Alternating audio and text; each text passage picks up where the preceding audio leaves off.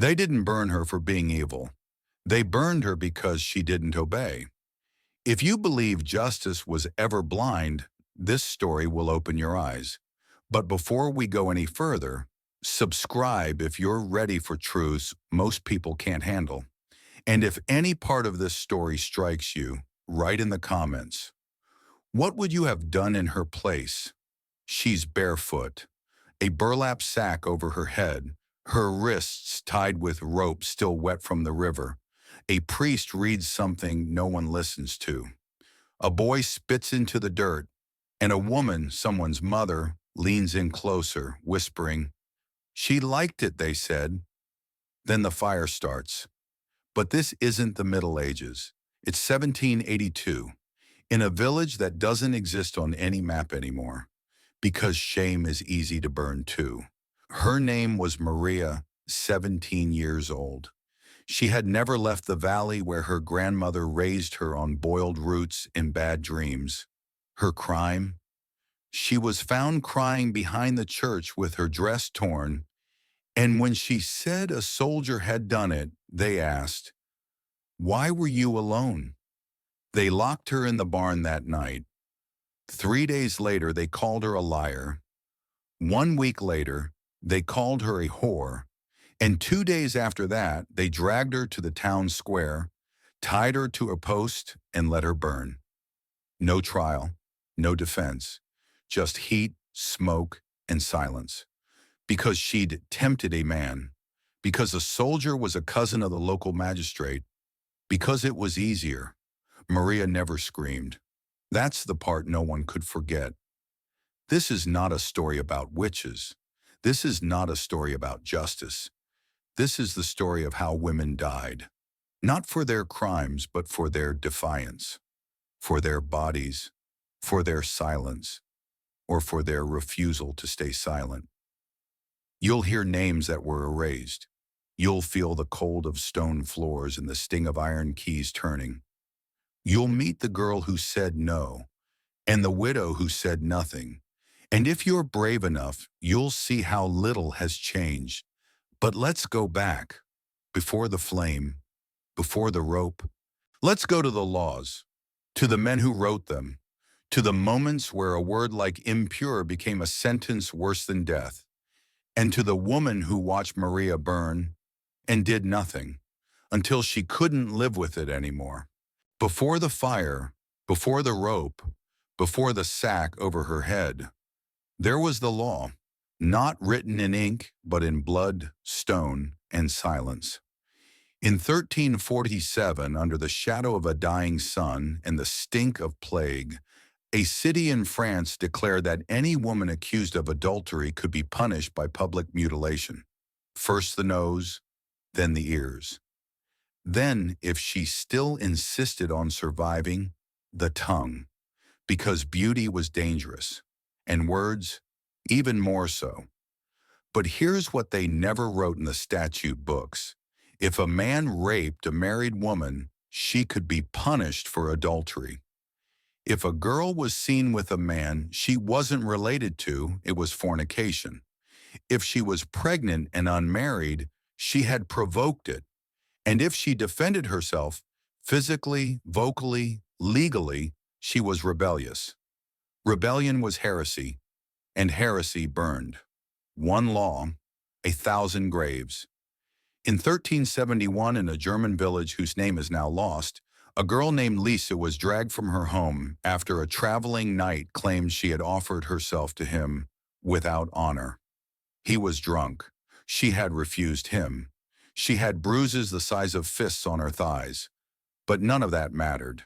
The only testimony needed was his. She was 15. They locked her in a cellar for 2 nights while they summoned the priest.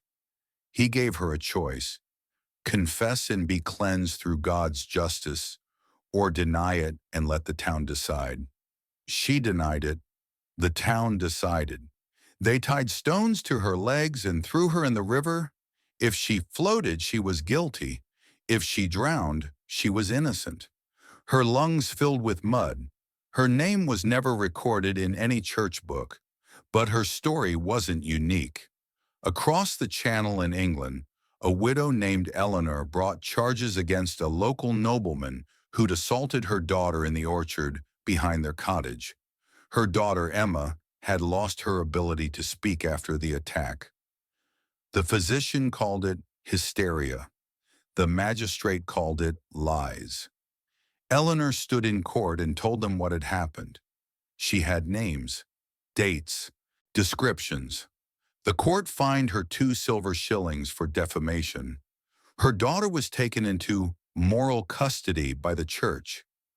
2 years later, when Eleanor was found dead at the base of the cathedral stairs, the bishop called it suicide. But the only note she left was scrawled on the inside of her apron. Tell the next girl to scream louder. The world never liked loud women. The law didn't punish sin. It punished exposure. It punished visibility. It punished being born with a body that could bleed. And when the church stepped in, things didn't get better. They got smarter, more organized, codified cruelty. The Benedictine Codex from the 12th century had a chapter titled De Feminis Luxuriosis, on lustful women. It categorized women not as souls but temptations, a spectrum of danger. On one end, maidens pure and naive. On the other, whores, agents of the devil. Between the two, nothing. No mothers, no survivors, no truth. One of the monks who compiled it, Brother Isambard, wrote in the margins of his copy, "They must be broken to be saved." He died in his sleep, surrounded by bound volumes of theology and the torn dress of a servant girl who never came back from evening prayers. These were not exceptions. These were not monsters in the dark. This was the system, a system where a man's word outweighed a woman's body, where silence was safety, and shame was inherited like land. And yet through all of it, some women spoke, whispered first, then cried, and then, in rare, fierce moments, they screamed. Some were buried with stones in their mouths to silence them in death. Others had their names scratched off family records.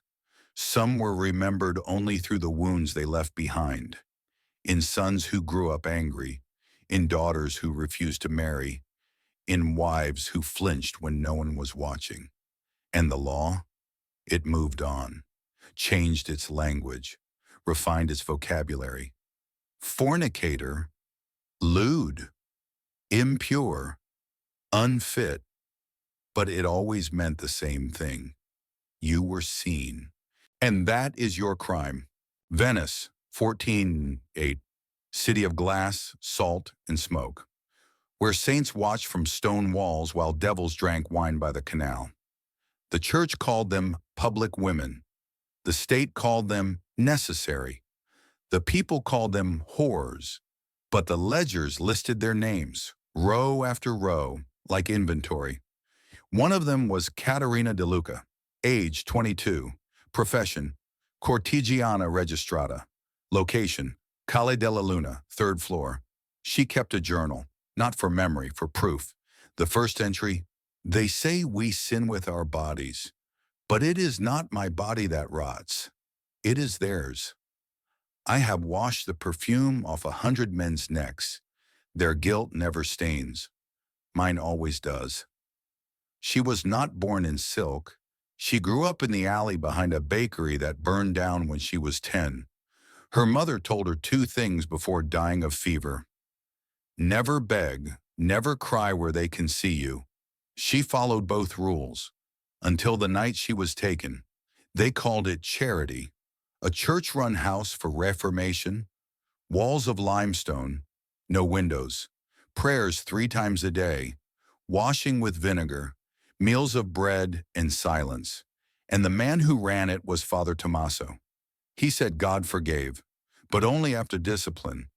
Caterina lasted 11 days. On the 12th, she bit his wrist when he tried to kiss her neck. He bled. She was sent to the authorities. But instead of prison, she was entered into the official register, branded not by iron, but by ink.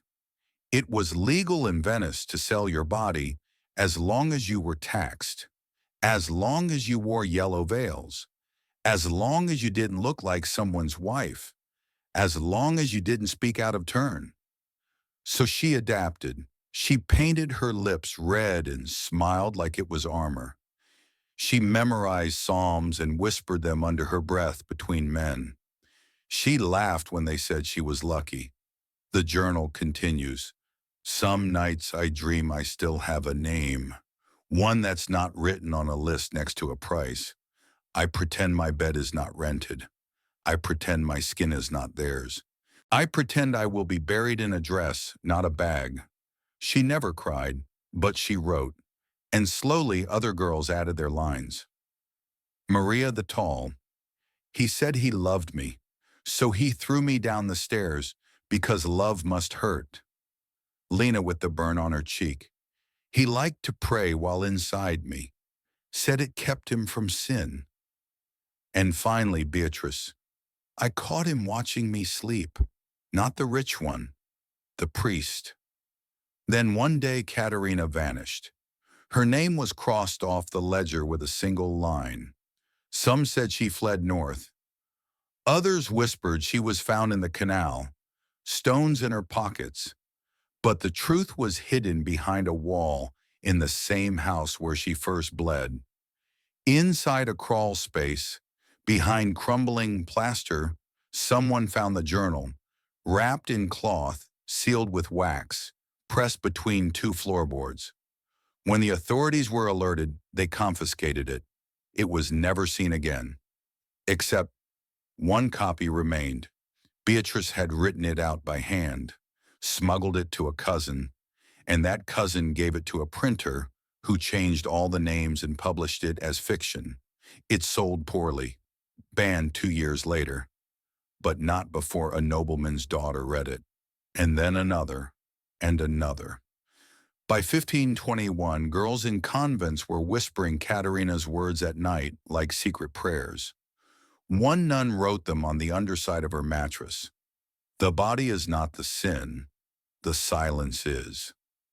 Centuries later, the Venetian state would pretend women like Katerina never existed. They would clean the streets, rename the alleys, destroy the records. But the fire still burns, not in the square, in the words, and words never drown. They told us we were flowers, petals in silk, jewels in perfume, but flowers don't scream when they're ripped from the root. My name was Nura. I came to the harem at 13, not because I was beautiful, because I was quiet. The guards liked quiet girls, the matrons even more. I learned quickly, never meet the eyes of the black eunuchs. Never turn your back to an older girl. Never ever speak the name of the sultan unless your lips are painted. The palace was marble and moonlight, but behind every curtain was a cage. They didn't need bars, just rules, hundreds of them. Rule number 18, never be alone with a man. Rule number 23, if accused, do not defend. Rule number 41, your purity is your life. We weren't wives, we weren't concubines. We were possibilities. And when possibilities break the rules, they disappear. Her name was Saliha. She arrived 2 months after me. She had hair the color of roasted almonds and a voice like honey left in the sun. She sang when no one listened. She smiled too long. And when the Sultan's younger brother visited, she poured his tea with both hands and bowed too slowly. That night the rumors started. Whispers, laughter, a shadow passed through the halls. The next morning, she was gone. They told us she'd been reassigned to a different wing, that she was being disciplined, that she'd broken the rules of modesty. But I found her bracelet, her mother's, the one she wore under her sleeve, hidden with thread. It was on the floor near the old well behind the laundry stones. No one saw me pick it up. No one asked. No one ever did.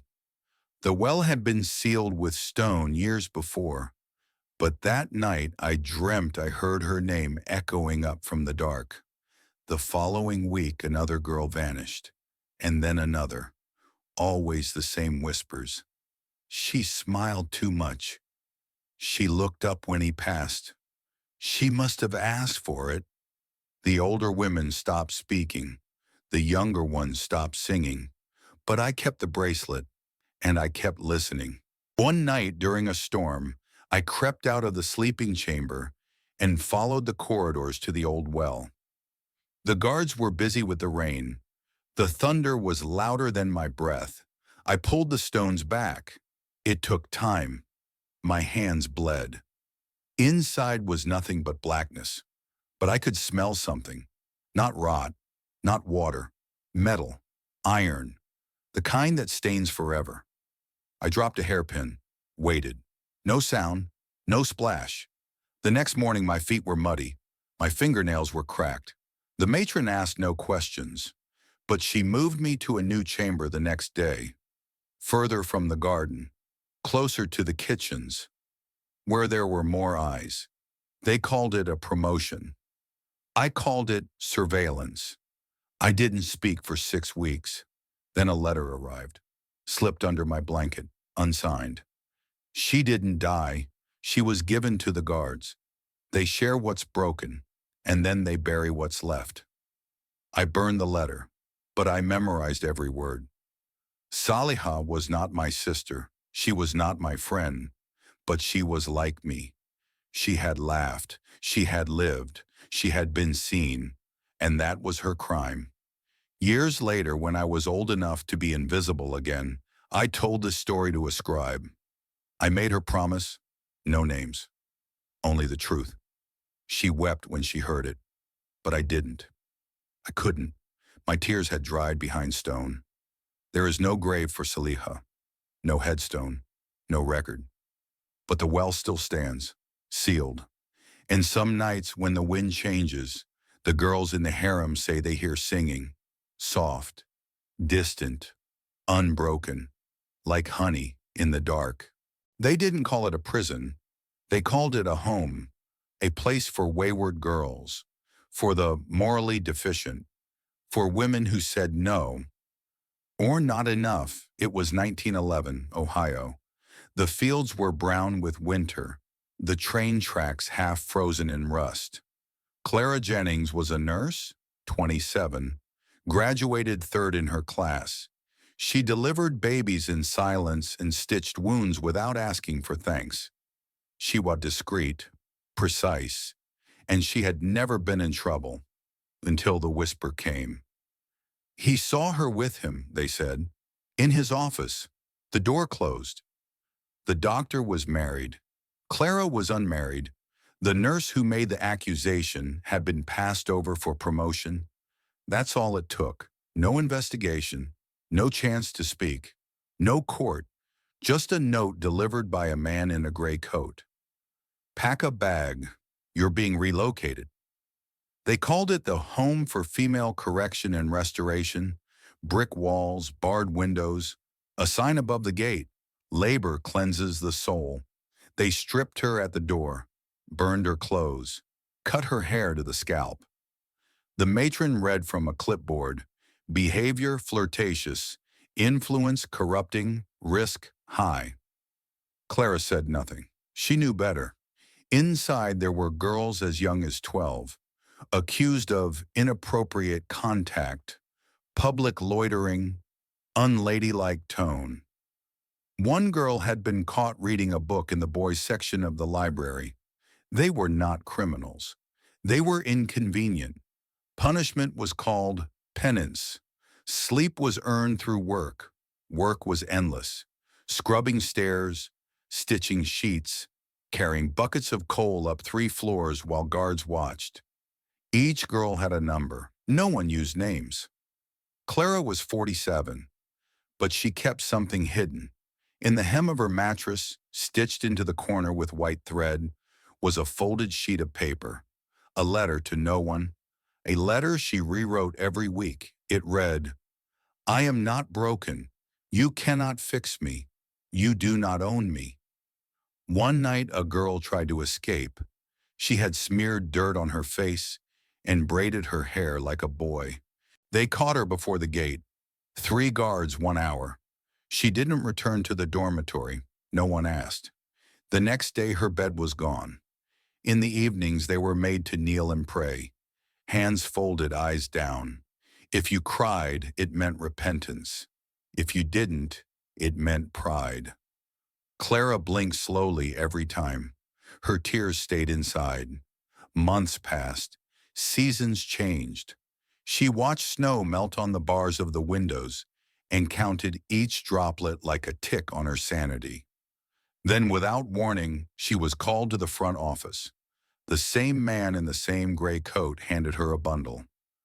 "Your service is no longer required," he said. She was free. No apology, no explanation. Just air and silence and the echo of steel doors.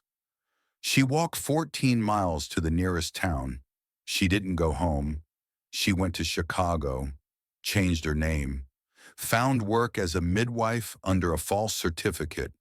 She never spoke of the home, but she never stopped writing.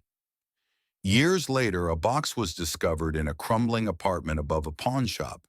Inside, dozens of folded letters, all written in the same careful hand, none addressed, none signed, but each one ended the same way. "They didn't silence me. I just learned how to speak where they weren't listening." No photos exist of Clara Jennings, no grave marked with her name. But in the archives of a forgotten reform school in Ohio, her file still exists. Stamped across the cover in red ink. Corrected. But they were wrong. She was never the one who needed correction. They called it a blessing, a final honor, a pure death. They called it sati. I called it murder. My sister's name was Mira. She was 16 when they married her off to Raghav, a man twice her age with fingernails stained red from betel leaf and a voice that never softened. He died 5 months later. Of fever or poison. No one asked. But I remember how Mira looked the night before he died. Her wrists were bruised. Her lip was split. She never said a word. The morning after his death, they wrapped his body in white and called for the priest. They dressed Mira in red silk and told her she was lucky. "Few girls are chosen," they said, "to leave this world as a goddess." She didn't cry. She didn't run. She just held my hand, and I held hers. I was 13. They brought her to the river to wash, scrubbed her skin with ash, cut her hair in a single blade stroke. She looked like a ghost before the fire ever touched her. They built the pyre with mango wood, laid Raghav's body on top, drenched the logs in ghee and camphor. The priest read from the Vedas.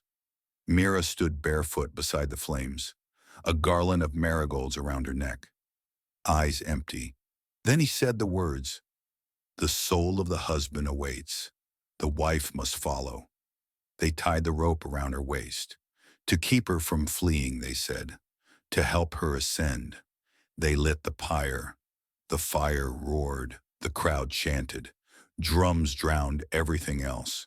But I heard her, just once. Not a scream, not a cry. A breath, sharp, final, gone. When it was over, the ash was swept into the river. The rope was burned.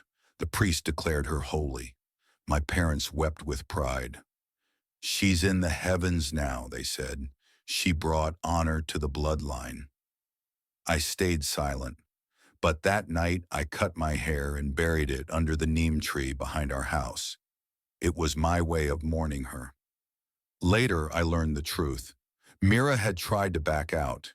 She'd gone to the temple elder the night before the fire, begged him. "I don't want to die," she whispered. He nodded, told her to rest, and then arranged the rope, because if a widow refused sati, the family lost face. The community questioned their purity. Land was taken, status vanished, so Mira was offered up, not for love, but for reputation. She became the currency of respectability, burned to maintain the illusion. I never forgave them. Not my father, not my mother, not the priest who blessed her ashes. Years later, when Sadi was outlawed, they pretended it had never happened. No one forced them, they said. They chose it. But I know better. And somewhere in the riverbed, under layers of time and silt, Mira's silence still waits.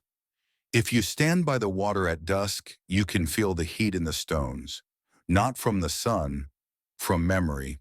She was the kind of girl neighbors smiled at. Not because they liked her, but because they knew her place. Ann Whitaker, 17, red cardigan, clean shoes, never late to school, never loud in church. She lived 3 doors down from the bakery, above a tailor who played jazz record too loud on Sundays. And then she got pregnant. There was no trial, no questions, no conversation, just silence. Her father stopped speaking to her. Her mother cried every night behind the bathroom door. Her teachers avoided her gaze. She used to be such a good girl, the shopkeeper whispered. Did you hear it was with a teacher? Said another. No, it was a soldier. A Yank. Gone now, of course. Anne didn't name him. Not because she was protecting him, because she knew it wouldn't matter. Girls like her weren't believed. They were blamed. Her friends drifted away. At first with awkward smiles, then not at all. The school principal called her in, said her condition was distracting, said she was a danger to morale. She was expelled that afternoon. The letter came the next day, typed, cold. Your daughter's moral deviation necessitates immediate withdrawal. The institution must maintain its standard. She never returned to school. Instead, she walked the town's edge, avoiding shop windows. She wore her older brother's coat to hide the swell. She stopped going to church. The midwife wouldn't take her. The hospital refused unless she paid. Her mother had hidden the savings. You brought this on yourself, she said. If we help you, you'll only do it again. At night, Anne wrote letters she never sent, folded prayers to a God she wasn't sure believed in her anymore. Then one rainy afternoon, she walked 3 miles to an address scribbled on the back of a bus schedule. It was a basement, no sign, no light. A woman answered the door with eyes that didn't blink enough. You're alone? She asked. Anne nodded. Inside, the air smelled like bleach and old fear. There was no anesthesia, no clean linen, no time. When Anne woke up, she was on the floor. There was blood. The woman was gone. She crawled to the street, collapsed by the curb. A man walking his dog found her. He didn't recognize her until the ambulance came. Then he said, "That's Margaret Whitaker's girl." Anne didn't make it to mourning. Her parents told the neighbors it was appendicitis. The local paper didn't print her name. At the funeral, only her childhood friend Lily showed up. She placed a daisy on the coffin. The priest called Anne a troubled young woman. Lily never returned to that church. Years later, the tailor told someone the truth. Then someone else told someone else. But no plaque was ever made. No apology issued. No law changed. Anne's grave is unmarked. The patch of land behind the church, near the fence. But sometimes girls leave flowers there. Quietly, at dusk. They don't say why. They just stand, look down, and hold their breath a little longer. Because they know. And memory doesn't need permission to bloom. Many centuries had passed since the woman with a sack over her head stood before the crowd. The executioner had brought the torch close, and the flame touched her body, splitting the air with ominous sounds. It was the moment when death became a witness to the truth, and the truth could be far more terrifying than death itself. But who was this woman? Why was she executed? And who was in that crowd watching her die? It all began in a small village, where her name was barely a whisper, where her life mattered no more than a brief fragment of history. But her death, that's what everyone remembered. She was executed as a witch, as a woman who had broken laws understood by few. But that was a lie. She wasn't a witch.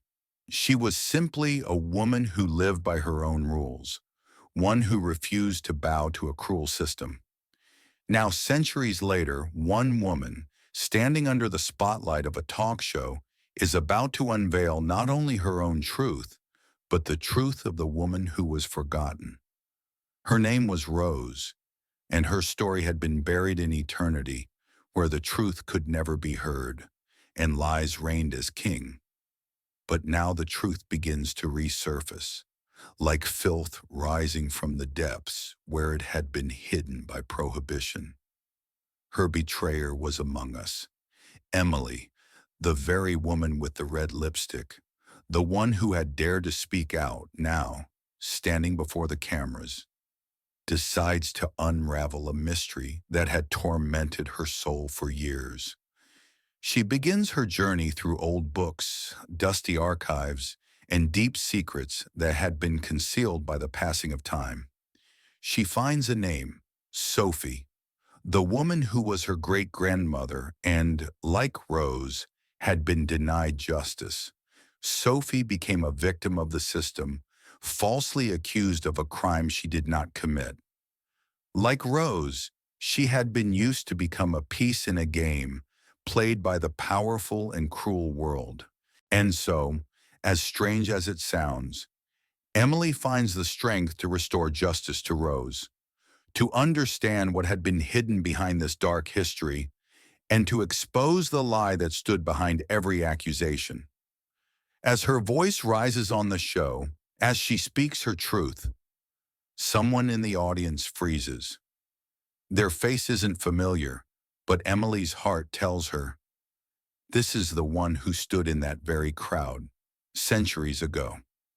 His name was Henry, the same man who had stood among those who watched Rose die, seeing nothing more than an excuse for their own injustice.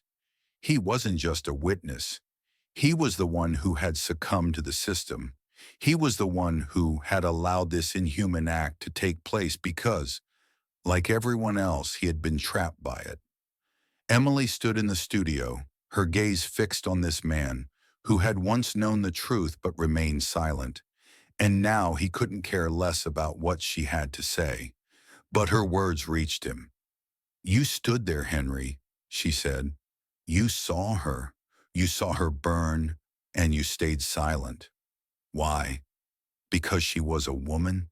Because in those days a woman had no right to the truth? But things are changing now. We live in a world where the truth will not be buried under ash." Henry stood motionless. He didn't know how to respond. The flame of past times was just a shadow now, but it still pulled its roots into this moment when truth finally emerged into the light. Emily raised her voice, addressing the audience. "What now, Henry? You were part of the betrayal, but we all know the truth now. Rose wasn't a witch. She was a person, and her death was a lie. You could have stopped it, but you didn't. Tell me, what will your choice be now? To remain silent or to acknowledge it?" At that moment, as the room fell into silence, and the truth was finally spoken aloud, the studio became filled with tension. Even Victor, the host, seemed unsure of how to proceed, but Emily didn't give him the chance. "And for the internet trolls," she continued, "you can't silence me anymore. I will make you hear me. I will make the world hear the truth." The audience was still, but Emily knew that she had won this battle. It wasn't just about revenge. It was about liberation. It wasn't just about one woman's struggle, but about every woman who had been silenced, ignored, or misjudged. And as for the internet trolls and the silent men in the crowd, She wasn't done yet. One word, one truth at a time. They would all have to listen. As the story of Rose and Emily was finally revealed, the audience was left with a question: to believe or to turn away. It was a choice only they could make, because as history shows us, no matter how hard we try to bury the truth, it always finds its way to the surface.